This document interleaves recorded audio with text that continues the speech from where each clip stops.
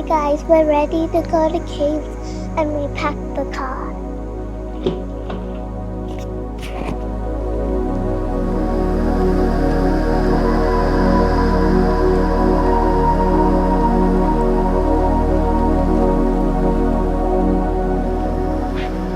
നമസ്കാരം, ഞങ്ങളുടെ യാത്ര ഇന്ന് ആരംഭിക്കുകയാണ്.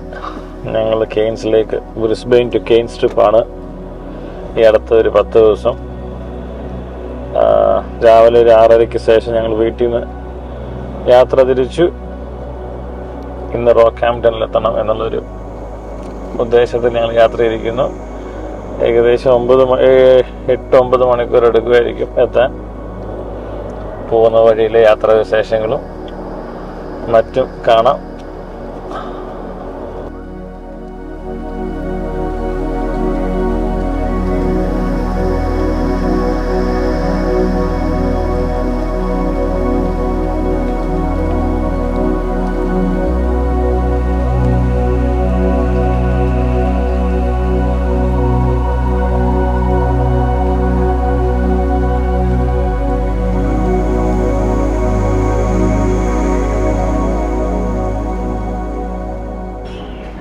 ഇതിപ്പോൾ ബ്രിസ്ബെയിൻ റിവറിൻ്റെ സൈഡ് വഴി നേരെ സൺഷൈൻ കോസ്റ്റിലേക്ക് പോകുന്ന കാഴ്ചകളെ കാണുന്നത്. എങ്ങും നിർത്തത്തില്ല. നേരെ റോക്ക്ഹാംപ്ടൺ ആണ് ഇന്നത്തെ ഞങ്ങളുടെ ഡെസ്റ്റിനേഷൻ. അങ്ങോട്ട് പോകുന്ന വഴിയിലെ കാഴ്ചകൾ കാണാം.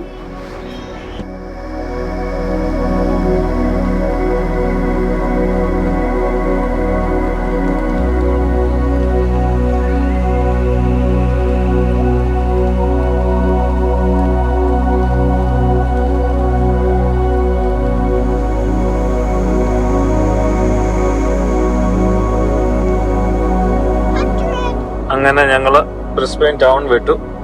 അവിടെ നിന്ന് ഇനി ഞങ്ങൾക്ക് 614 കിലോമീറ്ററും ഒറ്റ സ്ട്രെയിറ്റ് റോഡാണ്.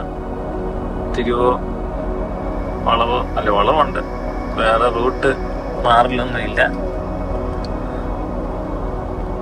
ആ കാഴ്ചകളാണ് ഈ കാണുന്നത്.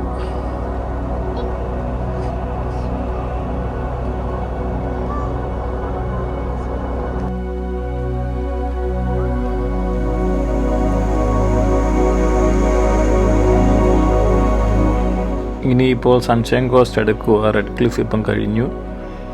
റെഡ് ക്ലിഫ് കഴിഞ്ഞതിന് ശേഷം കുറച്ച് ദൂരം കഴിയുമ്പോൾ വീണ്ടും നമ്മൾ ഓസ്ട്രേലിയൻ സൂവിൻ്റെ പരസ്യം കാണും ലെഫ്റ്റ് സൈഡിൽ.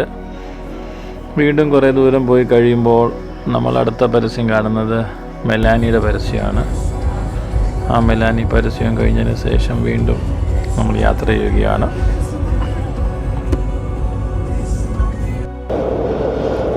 ഞങ്ങളുടെ ഈ യാത്രയിൽ റോക്ക്ഹാംപ്ടണിൽ നിന്ന് അവസാനം കെയ്ൻസിൽ എത്തിയിട്ട് കെയ്ൻസിൽ നിന്ന് പോർട്ട് ഡഗ്ലസ് പോകും. അവിടെയാണ് ഈ ഡയാൻട്രി റെയിൻ ഫോറസ്റ്റ്. ആമസോൺ ഫോറസ്റ്റിനേക്കാളും പഴക്കമേറിയ ഒരു ഫോറസ്റ്റാണ് ഈ ഡയാൻട്രി റെയിൻ ഫോറസ്റ്റ്. അവിടെ ഓസ്ട്രേലിയയിലുള്ള ഏറ്റവും ഇവരുടേതാവുന്ന 30% ഓഫ് റെപ്റ്റൈൽസ്, ബേർഡ്സ്, അങ്ങനെ എല്ലാവിധ സാധനവും അതിനകത്തുണ്ട്. ഒരു റെയിൽവേ ലൈൻ, പിന്നെ ഒരു കേബിൾ കാറ്. ഒരു സൈഡിലോട്ട് റെയിൽവേ ലൈൻ ആയിരിക്കും, തിരിച്ചിങ്ങോട്ട് കേബിൾ കാറ്. അങ്ങനെ അവിടുത്തെ അറേഞ്ച്മെൻറ്റ്. അപ്പം ഡയാൻട്രി റെയിൻ ഫോറസ്റ്റ് ആണ് ഏറ്റവും പോർട്ട് ഡഗ്ലസ്. കെയ്ൻസ് കഴിഞ്ഞാൽ കെയ്ൻസിന് മേളിൽ കിടക്കുന്നത്. ആ സ്ഥലങ്ങളൊക്കെ പോകണം എന്നുള്ളത് ഞങ്ങളുടെ ബക്കറ്റ് ലിസ്റ്റിൽ കിടക്കുന്നതാണ്. ഇപ്പം കാണുന്നതും പോകുന്ന വഴിയിലെ കാടുകളാണ്.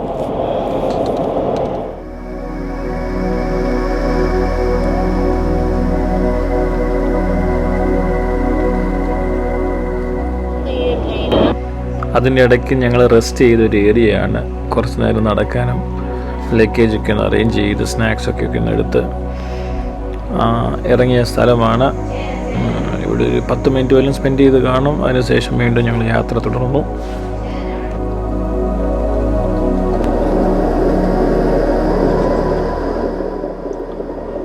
ഇതടുത്ത ഒരു ടൗൺ ആണ്. ഇതിന്റെ പേര് ചിൽഡേഴ്സ് എന്നാണ് എഴുതിയിരിക്കുന്നത്.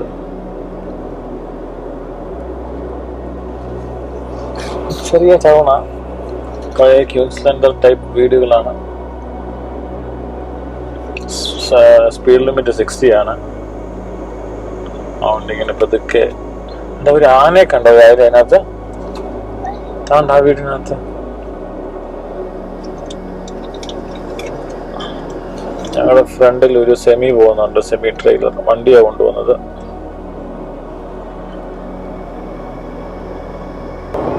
ഈ റോഡിന്റെ ഭംഗി ഒന്ന് കാണിക്കാൻ വേണ്ടി എടുത്തെന്ന് മാത്രമേ ഉള്ളൂ. നല്ല സ്ട്രെയിറ്റ് റോഡാണ്. രണ്ട് സൈഡിലെയും ലൈൻ മാർക്കിംഗ് നോക്കുമ്പോൾ അറിയാമല്ലോ, ഒരു വളവും കാണത്തില്ല. ഇതിങ്ങനെ കിടക്കുകയാണ്. രണ്ട് സൈഡിൽ നല്ല ഷേപ്പ് ചെയ്താണ് ഒരു ബാറ്റർ പോലെ റോഡ് ഡെവലപ്പ് ചെയ്തേക്കുന്നത്.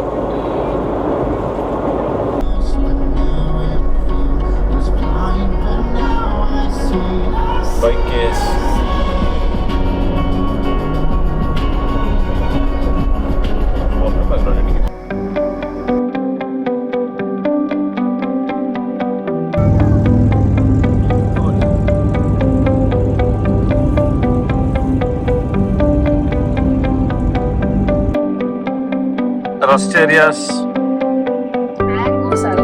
ഓ, മാംഗോ വാങ്ങിക്കാനോ? കഴിക്കാൻ ചെയ്യുമ്പത്തിനാണ് വാങ്ങിയത്.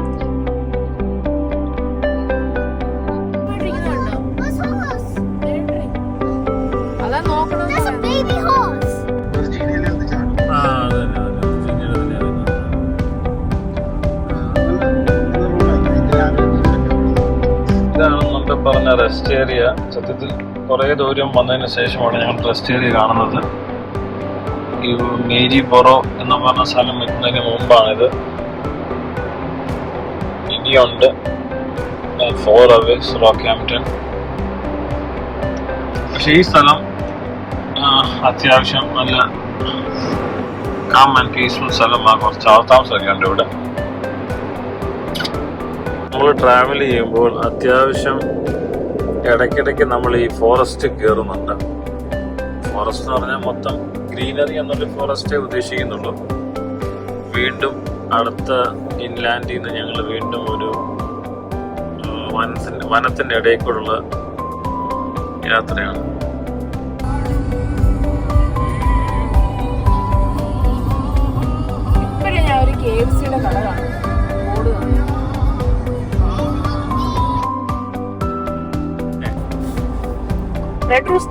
ഞങ്ങൾ അങ്ങനെ റോക്ക്ഹാംപ്റ്റൺ സിറ്റിയിലെത്തി.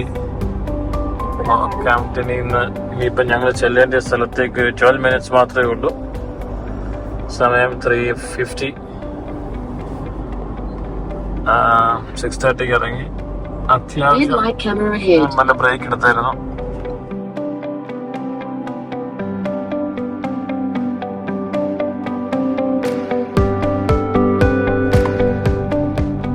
നല്ലൊരു അടിപൊളി മല. റോക്ക്ഹാംപ്റ്റണിലെ മലനിരപ്പുകളായിരിക്കും അത്.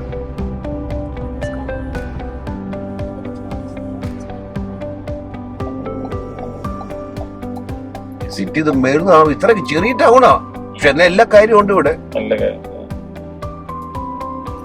അങ്ങനെ ഞങ്ങൾ പിറ്റേ ദിവസം റോക്ക്ഹാംപ്റ്റണിലെ സിറ്റിയിലൂടെ ഒരു മണിക്കൂർ ഒന്ന് കറങ്ങുന്ന രംഗങ്ങളാണ് ഈ കാണുന്നത്. എല്ലാം പഴയ ബിൽഡിങ്ങുകളൊക്കെയാണ്.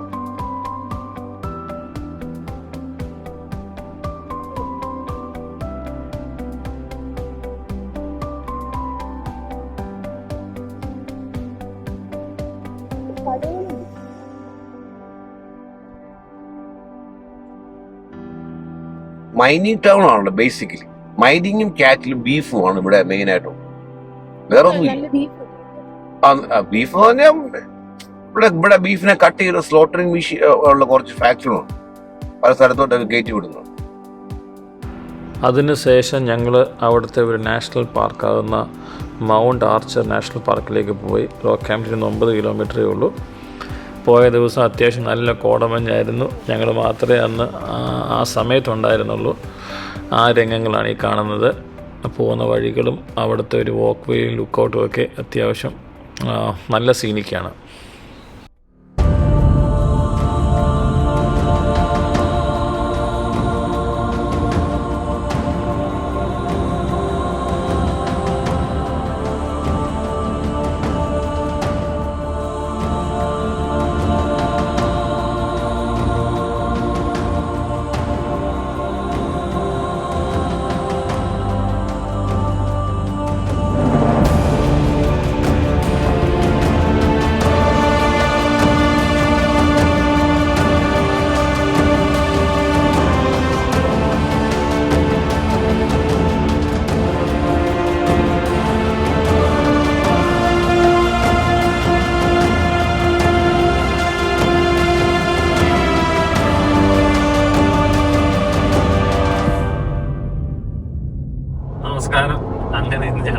ദിവസം.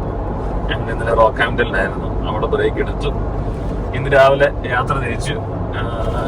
റോക്ക്ഹാംപ്ടണിൽ തിരിയും മക്കേ കഴിഞ്ഞ് ടൗൺസ്വില്ലെ കഴിഞ്ഞ് കെയ്ൻസ് കഴിഞ്ഞ് പോർട്ട് എർലൈസ്. ഈ 4 മെയിൻ സ്റ്റോപ്പായിരുന്നുള്ളത്. ഏകദേശം 13 മണിക്കൂറുണ്ട് ഞങ്ങൾ ബുക്ക് ചെയ്ത റിസോർട്ടിലേക്ക്. റോക്ക്ഹാംപ്ടൺ വരെ നമുക്ക് 100 സ്പീഡ് ലിമിറ്റ് എങ്കിൽ റോക്ക്ഹാംപ്ടണിൽ നിന്ന് വിട്ട് കഴിഞ്ഞ് കുറച്ച് ദൂരം കഴിഞ്ഞപ്പോൾ 110 കിട്ടി. അവിടെ ഒരു അരമണിക്കൂർ 110 കിട്ടി കാണും. അതിനുശേഷം വീണ്ടും ഇപ്പോൾ ഞങ്ങൾ 100 ഇവിടെ. സെയിം വേറെ ഒരു അന്തരീക്ഷമാണ്. ഇച്ചിരി മലകള് കുന്നുകള് അങ്ങനത്തെ ഒരു ഫ്ലാറ്റ് സർഫസ് അല്ല. ഈ ഇച്ചിരി അപ്പ് ആൻഡ് ഡൗൺ വൈനി റോഡ്, അങ്ങനെയാണ് ഇവിടുത്തെ പ്രകൃതി. ഇനിയും ഇന്നത്തെ യാത്രാ വിശേഷങ്ങളും മറ്റും ഞങ്ങൾ ഓരോന്ന് എടുക്കാം. ഇടയ്ക്ക് സ്റ്റോപ്പുകൾ എടുക്കുന്ന സ്ഥലങ്ങളെ വീഡിയോകൾ എടുക്കാം, യാത്രാ വിശേഷം കാണാം. എന്താ പരിപാടി? എന്തോ പ്ലേ ചെയ്യുന്നു? അങ്ങനെ ഞങ്ങൾ 2ാം ദിവസം റോക്ക്ഹാംപ്ടണിൽ നിന്ന് ടൗൺസ്വില്ലേക്ക് വണ്ടി വിട്ടതിന് ശേഷമാണ് ഞങ്ങൾക്ക് മനസ്സിലായത് ഞങ്ങൾ വരാൻ ഉദ്ദേശിച്ച വഴിയിലല്ലായിരുന്നു ഞങ്ങൾ മാപ്പ് കാണിച്ചത്. സാധാരണ വരുന്ന വഴിയാണ് ഇപ്പോൾ ഈ മാപ്പ് കാണിക്കുന്നത്. എന്നാൽ ഞങ്ങൾ വന്നത് പക്ക ഇൻലൻഡാണ്. എന്ന് പറഞ്ഞാൽ മക്കേ എയർലി ബീച്ച് ഒന്നും ടച്ച് ചെയ്യാതെ ഞങ്ങൾ വന്നത് എമറാൾഡിൽ നിന്ന് നേരെ ചാർട്ടേഴ്സ് ടൗൺ ആണ്. എമറാൾഡ് കഴിഞ്ഞാൽ പിന്നെ യാതൊരു തരത്തിലും ഒരു സ്റ്റോപ്പും എടുക്കാനുള്ള സ്ഥലമില്ല, കടകളില്ല, ഫ്യൂവൽ സ്റ്റേഷൻ ഒന്നേ ഉള്ളൂ. ഒരു പച്ച വെള്ളം കുടിക്കാനുള്ള നിവൃത്തി ആ വഴിയിലില്ല. ഒരു ഇലക്ട്രിക് വണ്ടിക്ക് പോലും എനിക്ക് തോന്നുന്നില്ല അത് ക്രോസ് ചെയ്യാൻ പറ്റുമോ എന്നുള്ളത്. അല്ലെങ്കിൽ 500 കിലോമീറ്റർ റേഞ്ചുള്ള വണ്ടിയായിരിക്കണം. ഞങ്ങൾക്ക് ഇടയ്ക്കെങ്ങും നിർത്താൻ പറ്റിയില്ല. പക്ഷേ ആ വഴിയിലെ കാഴ്ചകൾ നല്ല കിടു കാഴ്ചകളായിരുന്നു. ആ കാഴ്ചകളാണ് ഈ കാണുന്നത്. ഇടയ്ക്കൊരിടത്ത് മാത്രം നിർത്തി കുറച്ച് ഷോട്ട്സുകൾ എടുത്തു. പക്ക ഫോറസ്റ്റ്, പക്ക ഇൻലാൻഡ്, ഡ്രൈ ഏരിയ ആണ്. ട്രക്കുകൾ മാത്രമേ ആ വഴി പോകത്തുള്ളൂ. രാത്രി ഒരു കാരണവശാലും ഈ വഴി വരരുത്.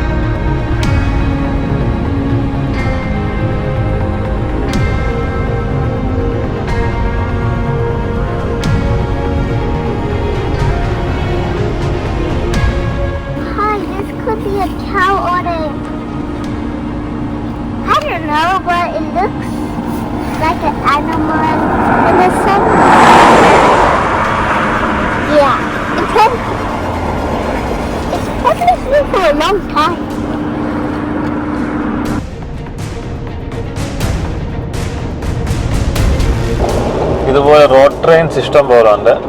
അത് സെമി ട്രെയിനിനേക്കാളും വലുതാണ്.